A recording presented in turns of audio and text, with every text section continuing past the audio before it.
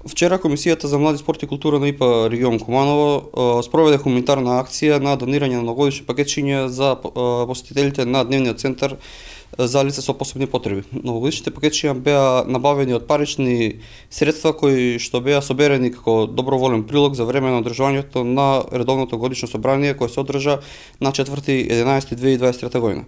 Претходно новогодишните пакетчиња беа донирани и на Општинската организација на Црвениот крст Куманово. Ова беше првата официјална хуманитарна акција на Комисија за култура и спорт на младите на ИПА регион Куманово, откако е формирана.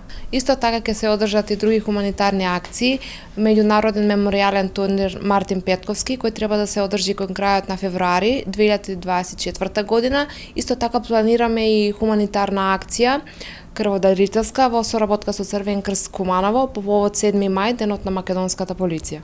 ИПА Македонија е меѓународно полициско здружение во кое што членуваат вработените во МВР, вработените во останатите безбедносни агенции, кои што произлегуваат од МВР, како и пензионираните и поранешни припадници од МВР. ИПА Македонија за прв пат е регистрирана во Централниот регистар на Македонија во септември 2011 година и е дел од Меѓународната полициска асоциација, во која што членуваат преку 70 национални селекции од исто толку држави во светот.